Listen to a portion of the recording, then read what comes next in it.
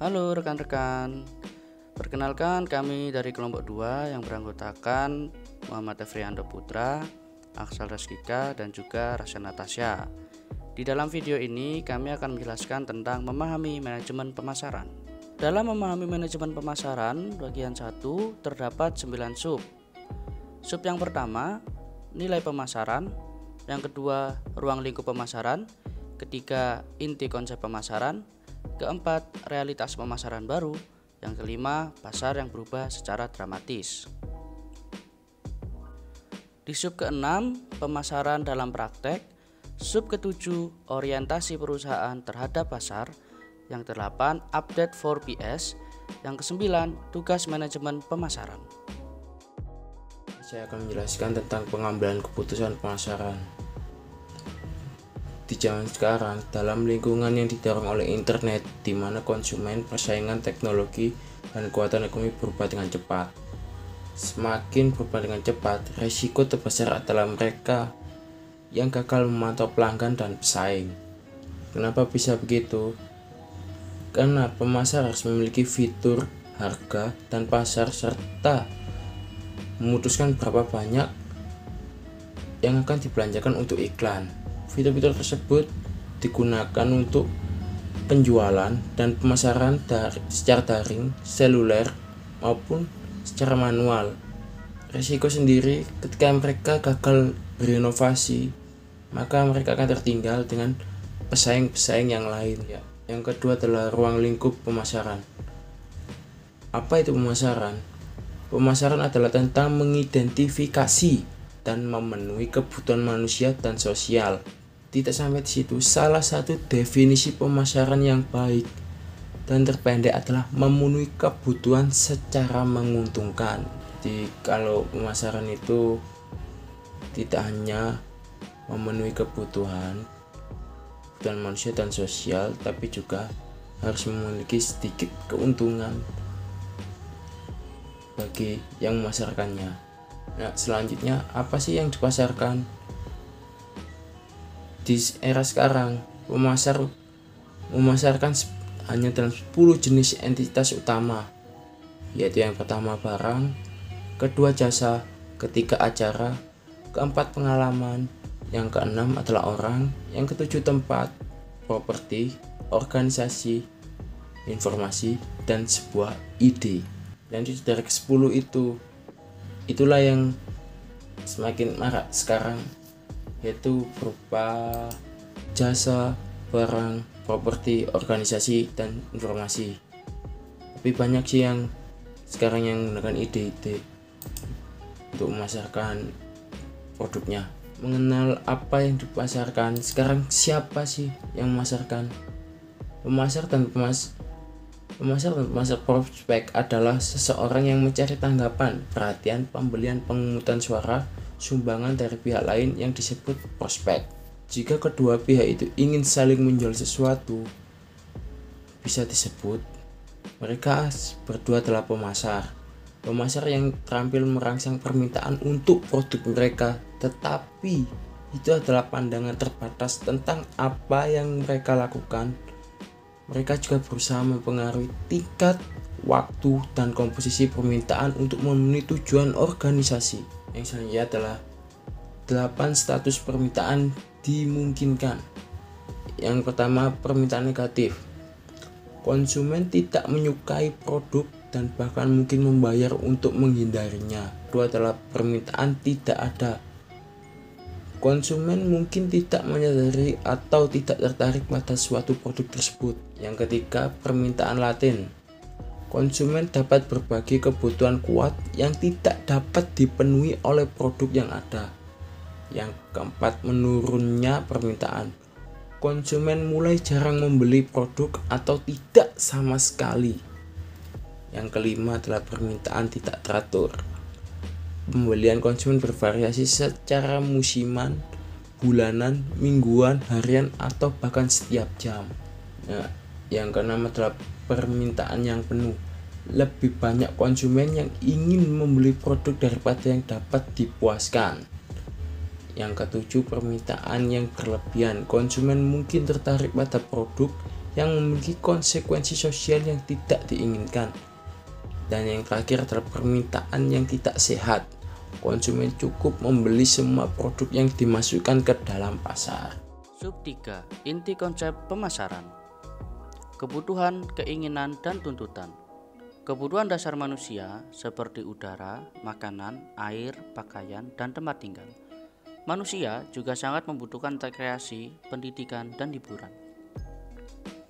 Tuntutan adalah keinginan akan produk tertentu yang didukung oleh kemampuan untuk membayar.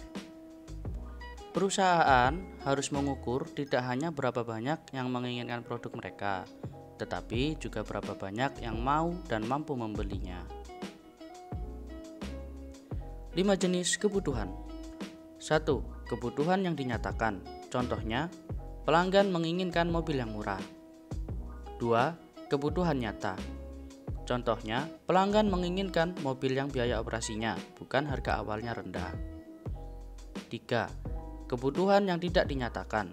Contohnya, pelanggan mengharapkan pelayanan yang baik dari dealer. 4. Kebutuhan kesenangan. Contohnya, pelanggan ingin dealer menyertakan sistem GPS pada mobil. 5. Kebutuhan rahasia.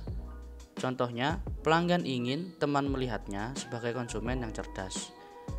Untuk mendapatkan keunggulan, perusahaan harus membantu pelanggan mempelajari apa yang mereka inginkan. Masih dalam inti konsep pemasaran, target pasar, positioning, dan segmentasi. Pemasar mengidentifikasikan segmen pembeli yang berbeda dengan mengidentifikasikan perbedaan, mulai dari demografis, psikografis, dan perilaku di antara mereka. Kemudian, perusahaan memutuskan segmen mana yang menyajikan peluang terbesar. Penawaran dan merek. Perusahaan mengatasi kebutuhan pelanggan dengan mengedepankan proposisi nilai, seperangkat manfaat yang memuaskan kebutuhan tersebut. Merek adalah penawaran dari sumber yang dikenal. Semua perusahaan berusaha untuk membangun citra merek dengan sebanyak mungkin asosiasi merek yang kuat, menguntungkan, dan unik. Saluran pemasaran. Pemasar menggunakan 3 macam saluran pemasaran. Saluran komunikasi menyampaikan dan menerima pesan dari pembeli sasaran dan termasuk surat kabar dan lain-lain.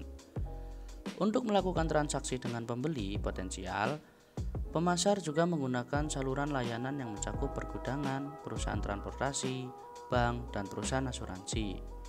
Pemasar jelas menghadapi tantangan desain dalam memilih perpaduan terbaik antara saluran komunikasi, distribusi, dan layanan untuk penawaran mereka. Media berbayar dimiliki dan diperoleh. Munculnya media digital memberi pemasar sejumlah cara baru untuk berinteraksi dengan konsumen dan pelanggan. Pengelompokan opsi komunikasi ke dalam 3 kategori, yaitu media berbayar, media yang dimiliki, media yang diterima. Tayangan dan keterlibatan. Pemasar zaman sekarang mempunyai 3 sarana dalam bentuk layar, TV, internet, dan seluler. Kelemahan tayangan tidak memberikan wawasan apapun tentang hasil melihat komunikasi. Tetapi, tayangan yang terjadi saat konsumen melihat komunikasi merupakan metrik yang berguna untuk melacak cakupan atau luasnya jangkauan komunikasi yang juga dapat dibandingkan di semua jenis komunikasi. Nilai dan kepuasan. Pembeli memilih penawaran yang menurutnya paling banyak diberikan nilai, jumlah dari manfaat, dan biaya yang berwujud dan tidak berwujud. Rantai pasokan. Saluran yang membentang dari bahan mentah ke komponen hingga produk jadi yang dibawa ke pembeli akhir. Ketika sebuah perusahaan mengakuisisi pesaing atau memperluas hulu atau hilir, tujuannya adalah untuk menangkap persentase nilai rantai pasokan yang lebih tinggi. Kompetisi. Persaingan mencakup semua tawaran saingan dan barang pengganti yang aktual dan potensial yang mungkin dipertimbangkan oleh pembeli. Lingkungan pemasaran. Lingkungan pemasaran terdiri dari 2, lingkungan tugas dan lingkungan luas. Lingkungan tugas, contohnya produksi, distribusi, dan promosi. Lingkungan luas, terdiri dari 6 komponen, yaitu lingkungan demografis, lingkungan ekonomi, lingkungan sosial budaya, lingkungan alam, lingkungan teknologi, dan lingkungan politik hukum. Sub keempat, realitas pemasaran baru, dibagi menjadi 3, yaitu teknologi, globalisasi, dan tanggung jawab sosial. Dalam pengertiannya, teknologi memiliki laju perubahan dan skala pencapaian teknologi bisa sangat mencengangkan. Bahkan, kegiatan pemasaran tradisional sangat dipengaruhi oleh teknologi. Credo lama mengatakan, informasi adalah kekuatan, lalu digantikan dengan gagasan baru, bahwa berbagai informasi adalah kekuatan. Globalisasi memiliki pengertian yaitu dunia telah menjadi tempat yang lebih kecil. Globalisasi telah membuat negara semakin multikultural.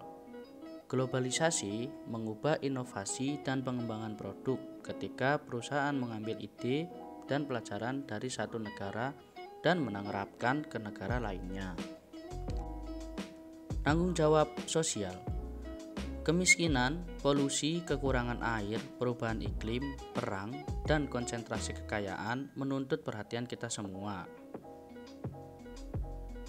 Tugas organisasi dengan demikian adalah untuk menentukan kebutuhan, keinginan, dan minat pasar sasaran dan memuaskan mereka secara lebih efektif dan efisien daripada pesaing sambil mempertahankan dan meningkatkan kesejahteraan jangka panjang konsumen dan masyarakat.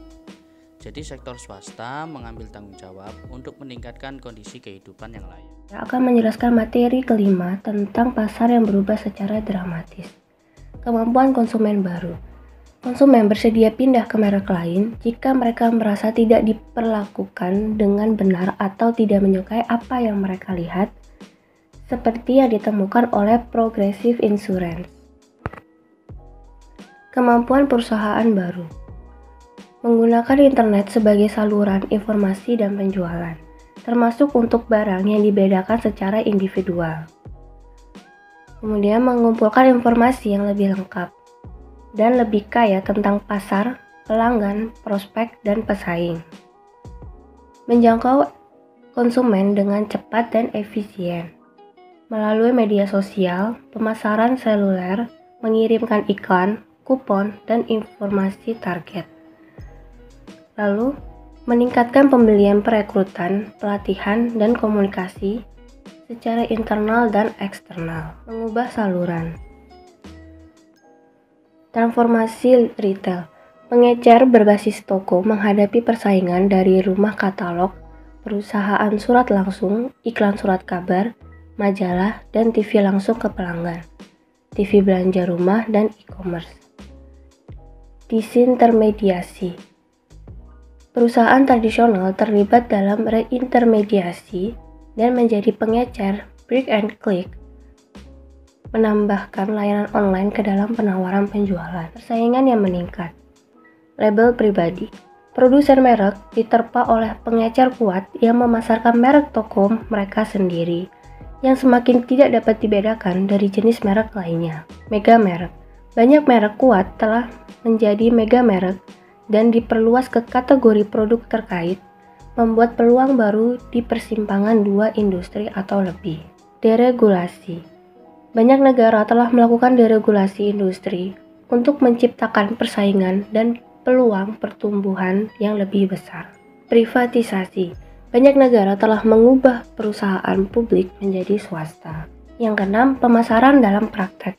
Mengingat realitas pemasaran baru, organisasi menentang pemasaran mereka untuk menemukan keseimbangan terbaik antara yang lama dan yang baru, untuk memberikan bukti yang dapat dibuktikan kesuksesan. Pertama, ada saldo pemasaran. Perusahaan harus selalu bergerak maju, berinovasi produk dan layanan, tetap berhubungan dengan kebutuhan pelanggan, dan mencari keuntungan baru, daripada mengandalkan kekuatan masa lalu. 2. Akuntabilitas pemasaran.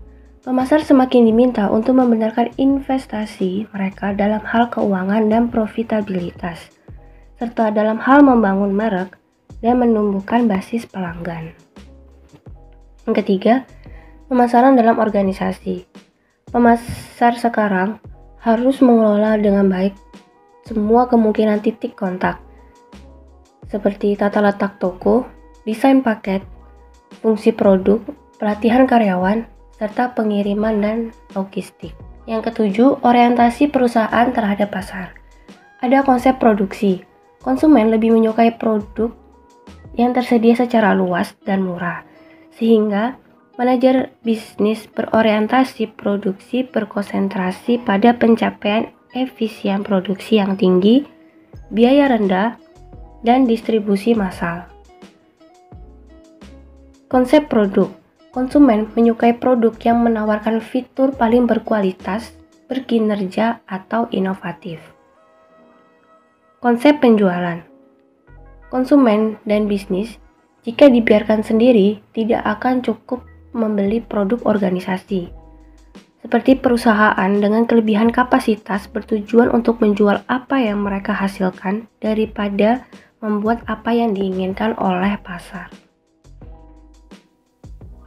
Sub ke-8, Update for PS, memiliki kepanjangan Product, Price, Place, and Promotion, yang memiliki arti fakta bahwa karyawan sangat penting untuk kesuksesan pemasaran, mencerminkan semua kreativitas, disiplin, dan struktur yang dibawa ke manajemen pemasaran. Terlepas online atau offline, tradisional atau tidak tradisional, kegiatan ini harus diintegrasikan untuk mencapai beberapa tujuan untuk perusahaan, yaitu memiliki kesimpulan yang dimana karyawan atau pekerja yang ada di perusahaan sangat-sangat penting untuk mendorong kesuksesan pemasaran, mulai dari produk, harga, tempat, dan promosi yang digunakan. Masih di sub ke-8, konsep pemasaran dan konsep pemasaran holistik. Konsep pemasaran memiliki arti yaitu kunci mencapai tujuan organisasi menjadi lebih efektif daripada pesaing dalam menciptakan, menyampaikan, dan mengkomunikasikan nilai pelanggan yang unggul. Konsep pemasaran holistik juga memiliki arti yang didasarkan pada pengembangan, desain, dan implementasi program pemasaran, proses, dan aktivitas. Tugas manajemen pemasaran. Apa saja sih tugas manajemen pemasaran? Yaitu yang pertama, mengembangkan strategi dan rencana pemasaran. Jadi strategi dan rencana itu harus dipikirkan secara matang supaya nanti hasilnya bisa semaksimal mungkin. Yang kedua adalah menangkap wawasan pemasaran. Jadi wawasan pemasaran itu juga sangat penting supaya nanti strategi dan juga rencana pemasaran lebih matang. Dan yang ketiga adalah terhubung dengan pelanggan.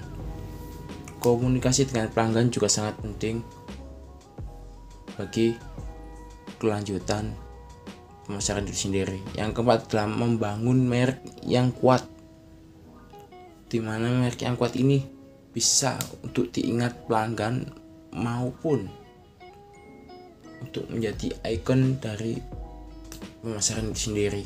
Yang kelima adalah menciptakan nilai-nilai. Yang keenam, memberikan nilai. Setelah menciptakan nilai, kita harus memberikan nilai. Yang ketujuh adalah mengkomunikasikan nilai. Setelah menciptakan nilai, memberikan nilai, dan yang ketujuh adalah mengkomunikasikan nilai. Dan yang ke-8 yaitu adalah melakukan pemasaran dengan bertanggung jawab. Setelah dipikirkan matang strategi dan juga rencana pemasaran, terus menangkap wawasan yang sudah tersedia, menghubungkannya dengan pelanggan, membangun merek yang kuat, menciptakan nilai. Setelah menciptakan nilai, kita harus memberikan nilai itu sendiri, mengkomunikasikan nilai, serta melakukan pemasaran dengan bertanggung jawab.